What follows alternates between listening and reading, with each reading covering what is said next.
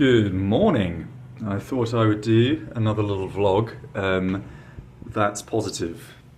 Not another positive one, as they're usually negative, but when you're in the Gulf countries, honestly, there's really nothing to see. So it's nice to stay in a routine and obviously do a vlog from time to time. And just like maybe give people a bit of insight into the differences between the Gulf states, because I've now been to all of, well, later I would have been to all of them bar Yemen. So I go to Qatar in a few hours for the first time, but I've been to the UAE a dozen times likewise. I've been to Bahrain and Kuwait quite a few times too, where I am now. And yeah, I just find it fascinating because there is a tier. There is like a, and I'm about to see Qatar, but I'm pretty sure it's on the high end. But there's certainly a tier of good to bad. And Kuwait is definitely at the bottom of that list. And I think it's interesting because there's certainly a reason as to why. But just before I talk about that, another fascinating thing is Oman, United Arab Emirates, Bahrain, Qatar, and Kuwait, Saudi Arabia as well, but I haven't been there in years, and I really don't want to go back to Saudi Arabia. They all have a different. They have the same categories, the same desires, which is to import slave labour essentially, and it is slave labour. But if you don't know the system, there is an official term for it that begins with K. I forget, but essentially, when you enter these countries as, say, an atypical Indian, Pakistani, or Filipino migrant, there is a trafficker. Of course, they're not called a trafficker, but they, for 2 years, as my understanding goes, they control your visa. They have your documents, and they essentially decide where you can and can't go for 2 years. It is a slave contract in essence. Obviously, it's consensual to a degree because you make the choice to go to these countries, you make the choice to hand over your documents. But naturally, in these situations, people that are working with, the movement of people are atypically, I think at least, going to be immoral characters. And it's only to be expected that in the area of business, you want to set a precedent where you don't want to make it easy for people to, kind of revoke the terms of the contract. So naturally, survival of the fittest in that field, the field of business, you're going to get people that are completely cutthroat, because that's what enables you to survive and reach the top, if you like, the pinnacle of success. So, it's a hardened kind of industry where people are really, truly enslaved. But what I find interesting is when you go to these Gulf states, there's a different type, a different culture. So, again, atypically, India, Pakistan, and Philippines make up the primary workforce in these states. But if you take Talabat as an example, which is essentially Uber Eats for all of the Gulf states and a number of other countries, you just go through the menu. There's a slight difference where you are when you change from the UAE to Kuwait or whatever. Obviously, the food options are really different, and Pakistani food isn't even on the list here in Kuwait. Now, I don't know if that's an error, but my understanding is Pakistanis make up the majority of migrants in, say, Oman and the United Arab Emirates, along with Indians, and then Bangladeshis. Sorry, I forgot. There's a lot of Bangladeshis as well, and then Filipinos. And there's like a caste system at play. For those of you that have been to the Gulf states, you will understand this. So essentially, the paler you are, the more likely you are to gain a good job. You will get paid more. And someone could say that's racism, but it's also a logical fact when you think of generally countries where people have paler skin. It's nothing to do with the skin itself, are usually economically more strong, and consequently people that live within those countries have a better education. So, it is a logical way of looking at things. Of course, it's not a very nice thing to do to categorize people by how they appear, but, you have to generalize in this world. You can't, pick and choose based on kind of the micro. It's just not feasible, it's not practical, it's not financially viable. So that's what they do. So Filipinos will always have the best jobs in the kind of unskilled labour force, and not just the unskilled labour force, but primarily that's the kind of directive of the mass majority of people. So your receptionists at hotels, usually cabin crew, airport support personnel and desk service related jobs, whereas kind of like the labour jobs, the really undesirable jobs, toilet cleaning, street cleaning, all these kinds of things, will be for Pakistanis, Bangladeshis, and Indians. But I find it interesting that when you go to Kuwait, what I was going to say without going on the tangent is Kuwait is obviously close to Iraq, and you notice the difference in general. So I mean, this is part of Kuwait here.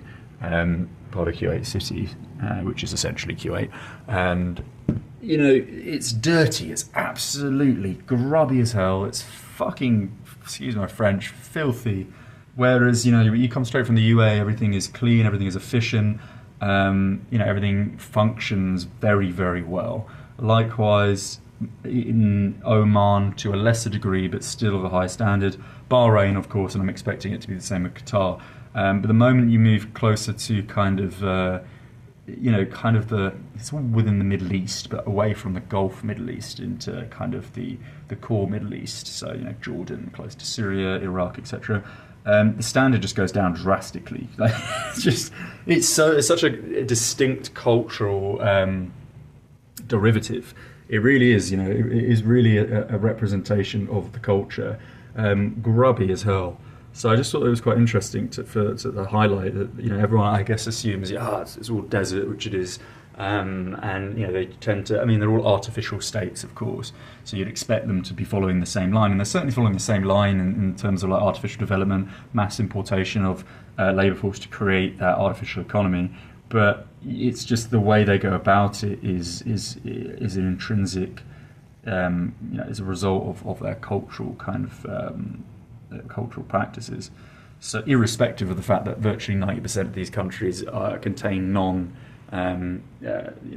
national citizens, they're Pakistanis, Bangladeshis, Indians, etc.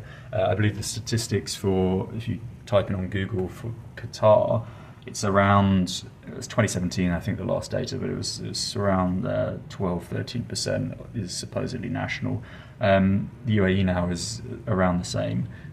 Official data though, so you can take that with a pinch of salt. And most nationals from these countries generally are quite affluent, so they don't live consistently within the country itself. So you're looking probably at about 7-8% tops in Qatar and the UAE. It's about 60% in Oman. Actually, no, I think 40% in Oman, 60% migrants. And it's somewhat similar in Kuwait. But Kuwait's interesting. Like when you come here, there's so many fucking cars. I've never seen so many cars in my life. I mean, it's not an ideal shot now because it's very early out the window. But there's a ton of cars. Most of them are abandoned. They're all like 1990s US SUVs that have just been like caked in dust for 10 years and sat on the side of the road. And there doesn't seem to be any motivation to move them. Everything is very dusty and dirty. It's what I would expect from, and I haven't been there yet, but it's on the bucket list within the coming weeks. Baghdad and kind of Erbil in Iraqi Kurdistan. So. There's still development, it's still a higher standard than many places in the world, but there's not that desire, that little extra spark to kind of, polish. There's no desire to polish. So, yeah, I mean, I don't think the Gulf states are worth going to at all. It's not a place you come as a tourist, it's a place people go for work. And I frankly find these places to be utterly depressing. But not to make too much of a negative. After Qatar, I'm looking forward to Nepal. That's what I was going to make a clip on. But I've never liked Nepal, and everyone has that stereotype. Oh, it's a Buddhist country. It's not. It's like 9% Buddhist. The rest represent migrants from primarily India. And it's a communist country. The communist government have been in power for a long time, so it's a totalitarian state. If you watch any videos of recent times, so the last year in Nepal, everyone's wearing masks because it's a totalitarian state, and the government only lifted that mandate in June of 2023 for masks. Awful place. They've increased the tourist visa 90-day tourist visa from 100 to 125 in 1 year. So most tourists started heading to Nepal following the 1950s ascent of Everest. And it's been consistently getting stronger and stronger ever since. But, it's taken all of that time, 70 years, for it to get to $100 for 90 days, which is a fucking despicable fee. And wait until I tell you something else. It's unbelievable. and then in 1 year they put it up 25%. So, I mean, it really highlights the level of greed in that country. Not very communist, is it? Of course, it never is, the hypocrisy. But I wanted to do a marathon. So I noticed there's the Kathmandu marathon is almost, it's a week after I arrive. In fact, the day after I arrive is the last day for signing up and collecting your stuff. And I just found out, I watched some videos on it, it's a tiny marathon, it's really low level, we're not talking anything professional or anything kind of, hardly anyone shows up, and most of the people that show up, according to the 2023 footage on YouTube, are kids. They charge around £5 when you secure your place early for Nepalese citizens, right? Now, I don't think anyone should be charged a different amount based on their, race or nationality. As a foreigner, their whole fucking economy is based on tourism. So to fuck over those that are sustaining your livelihoods, I just think it's fucking disgusting. Of course, there are anomalies at play. Maybe, for example, if there was a public transport and it started to be filled with foreigners, I would give nationals priority. I wouldn't charge foreigners more, but I could see there are things in which, of course, nationals deserve, greater attention. But get this, right? The fee for a foreigner now to compete in the Kathmandu Marathon is $120 to run a fucking race. By the way, this is, like I said, not a professional setup. It's really low level, hardly anyone shows up. I watched the bloody stadium finish when the winner crossed the line. There's literally like 20 people there, and hardly any professional camera crews, just some people with their iPhone, no one in the stadium. $125, a charge of $5 for locals. I mean, how fucking disgusting is that culture?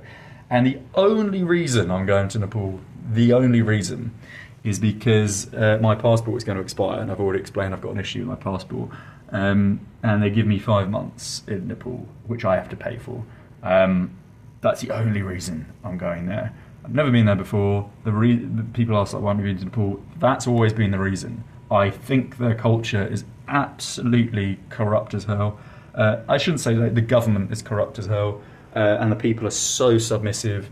You watch videos from 4 or 5 months ago, 40% of people wearing masks. And I understand in Kathmandu, a lot of people wear masks for the pollution, but that's not the reason why these masks are being worn. It's all the COVID totalitarianism. Still to this day, that's just how malleable and just thick-headed these people are. God, it was supposed to be a positive video, or an interesting video, but yeah, it always becomes negative because most people in society are just reprehensible characters. So anyway, I'm off to the airport now. This is a view of Kuwait, and I'll probably do another video at some point when I get to a more interesting country, which will be Iraqi Kurdistan soon, actually. That would be interesting. And then after that, I've got to see if I can actually cross the border into federal Iraq, and if not, I'd have to backtrack into Turkey or Armenia and return to the Gulf because I've got my outbound flight from this region. So there we go. Cool.